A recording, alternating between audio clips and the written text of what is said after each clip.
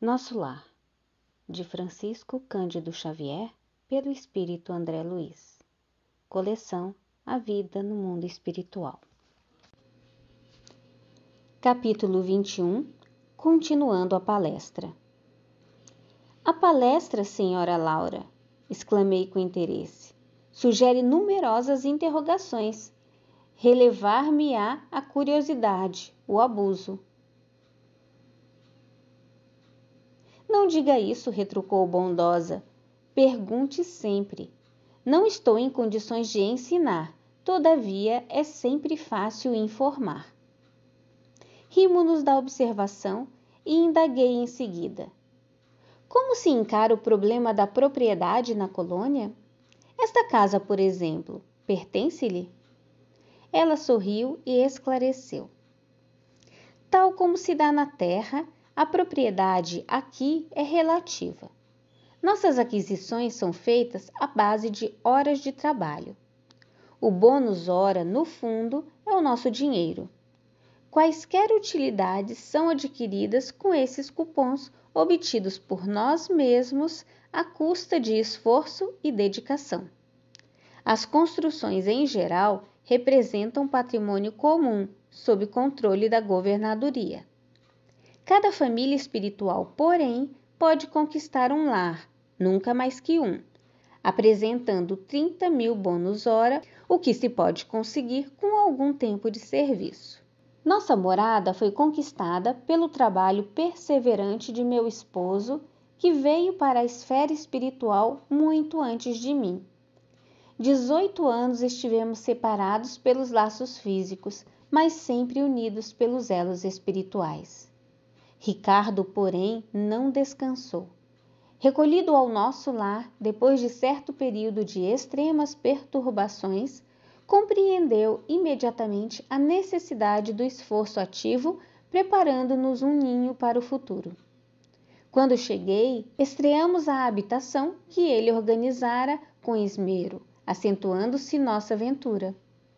Desde então, meu esposo ministrou-me conhecimentos novos. Minhas lutas na viuvez haviam sido intensas. Muito moça ainda, com filhos tenros, tive de enfrentar serviços rudes. À custa de testemunhos difíceis, proporcionei aos rebentos de nossa união os valores educativos de que eu podia dispor, habituando-os, porém, muito cedo aos trabalhos árduos. Compreendi depois que a existência laboriosa me livrara das indecisões e angústias do umbral por colocar-me a coberto de muitas e perigosas tentações. O suor do corpo ou a preocupação justa nos campos de atividade honesta constituem valiosos recursos para a elevação e defesa da alma. Reencontrar Ricardo, tecer novo ninho de afetos, representava o céu para mim. Durante anos consecutivos, vivemos a vida de perene ventura, trabalhando por nossa evolução, unindo-nos cada vez mais e cooperando no progresso efetivo dos que não são afins. Com o correr do tempo, Lísias, Yolanda e Judite reuniram-se a nós, aumentando nossa felicidade. Após ligeiro intervalo, em que parecia meditar, minha interlocutora prosseguiu em tom grave. Mas a esfera do globo nos esperava. Se o presente estava cheio de alegria, o passado chamava a contas para que o futuro se harmonizasse com a lei eterna. Não podíamos pagar a terra com bônus horas, e sim com o suor honrado, fruto de trabalhos. Dada a nossa boa vontade, aclarava-se-nos a visão, relativamente ao pretérito doloroso. A lei do ritmo exigia, então, nossa volta. Aquelas afirmativas causavam-me viva impressão. Era a primeira vez que se feria tão fundo aos meus ouvidos, na colônia, o assunto referente a encarnações pregressas. Senhora Laura, exclamei, interrompendo-a, permita-me por obséquio uma parte. Perdoe a curiosidade. No entanto, até agora, ainda não pude conhecer mais detidamente o que se relaciona com meu passado espiritual. Não estou isento dos laços físicos? Não atravessei o rio da morte? A senhora recordou o passado logo após sua vinda ou esperou o concurso do tempo? Esperei-o, replicou sorridente. Antes de tudo, é indispensável nos despojarmos das impressões físicas. As escamas da inferioridade são muito fortes. É preciso grande equilíbrio para podermos recordar edificando. Em geral, todos temos erros clamorosos nos ciclos da vida eterna. Quem lembra o crime cometido costuma considerar-se o mais desventurado do universo, e quem recorda o crime de que foi vítima considera-se em conta de infeliz do mesmo modo.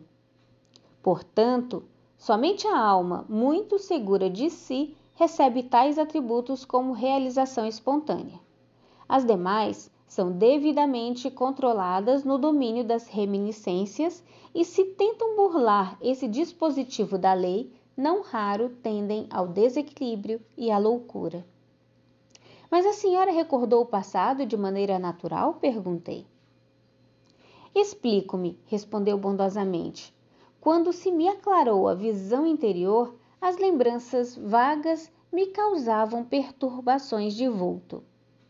Coincidiu que meu marido partilhava o mesmo estado d'alma. Resolvemos ambos consultar o assistente longobardo. Esse amigo, depois de minucioso exame das nossas impressões, nos encaminhou aos magnetizadores do Ministério do Esclarecimento. Recebidos com carinho, tivemos acesso em primeiro lugar à seção do arquivo, onde todos nós temos anotações particulares. Aconselharam-nos os técnicos daquele ministério a ler nossas próprias memórias durante 2 anos, sem prejuízo de nossa tarefa do auxílio, abrangendo o período de 3 séculos. O chefe do serviço de recordações não nos permitiu a leitura de fases anteriores, declarando-nos incapazes de suportar as lembranças correspondentes a outras épocas. E bastou a leitura para que se sentisse na posse das reminiscências? Atalhei curioso. Não, a leitura apenas nos informa. Depois de longo período de meditação para esclarecimento próprio e com surpresas indescritíveis, fomos submetidos a determinadas operações psíquicas a fim de penetrar os domínios emocionais das recordações. Os espíritos técnicos no assunto nos aplicaram passes no cérebro, despertando certas energias adormecidas. Ricardo e eu ficamos então senhores de 300 anos de memória integral. Compreendemos então quão grande é ainda o nosso débito para com as organizações do planeta. E onde está nosso irmão Ricardo? Como estimaria conhecê-lo? Exclamei sob forte impressão. A genitora de Lísias meneou significativamente a cabeça e murmurou. Em vista de nossas observações referentes ao passado, combinamos novo encontro nas esferas da crosta. Temos trabalho, muito trabalho na Terra. Desse modo, Ricardo partiu há 3 anos. Quanto a mim, seguirei dentro de breves dias. Aguardo apenas a chegada de Teresa para deixá-la junto aos nossos. E de olhar vago, como se a mente estivesse muito longe, ao lado da filha ainda retida na terra, a senhora Laura acentuou. A mãe de Heloísa não tardará.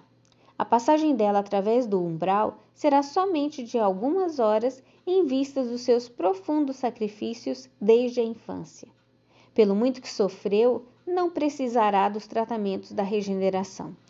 Poderei, portanto, transmitir-lhe minhas obrigações no auxílio e partir sossegada. O Senhor não nos esquecerá.